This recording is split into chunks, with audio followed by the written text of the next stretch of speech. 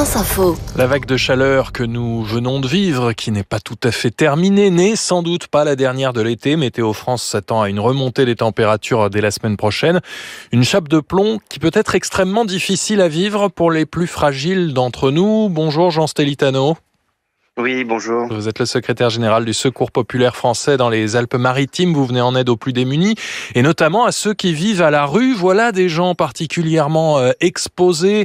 Les fontaines sont à sec en ce moment, ça évite de gaspiller de l'eau.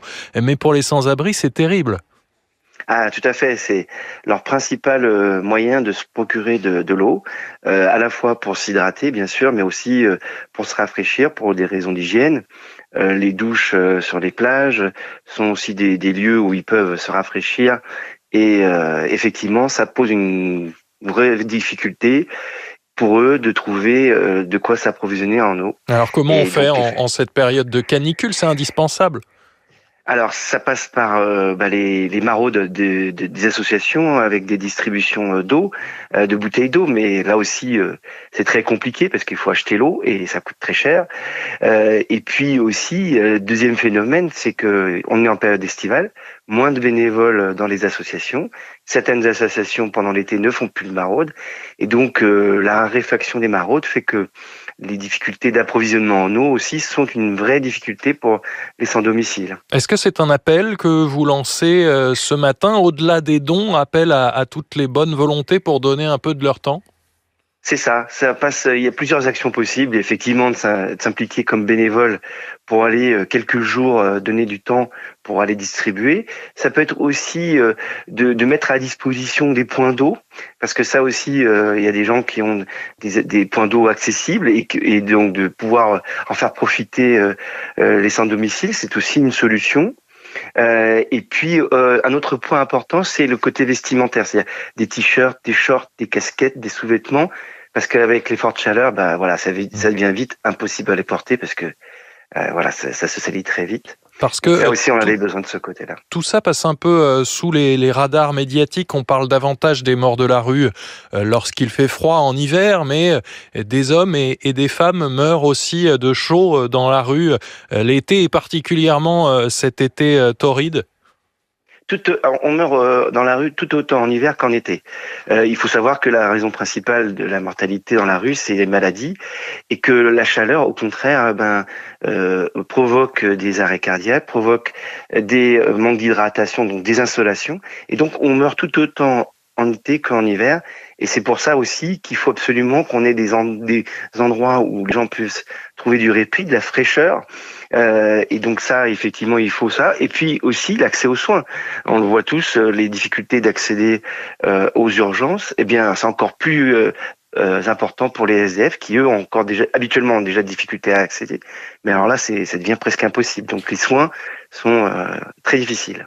Je m'arrête une seconde sur ce que vous disiez, ce besoin de fraîcheur. Est-ce qu'il y a des locaux qui aujourd'hui peuvent accueillir ces sans-abri dans certaines villes? Des choses sont mises en place? Alors, pour une ville que je connais bien, Nice, le CCAS avec les associations, on a des sites qui sont ouverts et qui sont climatisés et qui permettent aux sans-domicile de venir se poser, prendre un café, une boisson et surtout être dans un endroit où la température est à moins de 25 degrés pour pouvoir se reposer, parce que la nuit, quand il fait 28 sur les trottoirs, je peux vous dire que vous dormez pas. Et donc là aussi, des tensions, de l'agressivité, parce que nous-mêmes, alors qu'on est dans des endroits climatisés, on sent sur notre humeur. Imaginez dans la rue quand vous dormez mal ou quand vous ne dormez pas. Eh bien, ces lieux de répit, il faut les développer. Il faut que les associations aussi puissent ouvrir au maximum leurs lieux climatisés pour que pendant 2-3 heures, les gens puissent se reposer, retrouver un peu de force, un peu d'énergie, boire et échanger aussi sur leurs difficultés, parce que c'est ça aussi, c'est qu'il y a beaucoup de monde, mais finalement on se parle peu et on passe à côté de gens qui sont dans des vraies difficultés de santé, et ça c'est un point important. On voit bien l'intérêt de la démarche, mais est-ce que ça répond à une demande directe de ces personnes-là, ou est-ce qu'il faut les convaincre d'accepter cette aide ? Alors, il y a les deux, parce que faut savoir aussi que beaucoup de personnes qui sont à la rue ne devraient pas être à la rue. Ce sont souvent des gens qui ont des troubles psychologiques. C'est les défaillances de notre système d'accompagnement des personnes en situation de détresse psychologique qui est à l'origine de beaucoup de gens dans la rue. Combien de schizophrènes, combien de gens en situation qui devraient être soignés, qui devraient être accompagnés, ne le sont pas dans la rue. Donc, effectivement, convaincre ces personnes de venir prendre soin d'eux, de prendre un peu de temps, c'est compliqué. Il faudrait effectivement développer les lieux d'accueil et d'accompagnement des personnes en situation de troubles psychologiques. Et là, on réglerait déjà une grande partie du problème des personnes à la rue. Et vous sentez un intérêt des pouvoirs publics ? Sur ce sujet, non. Très clairement, non.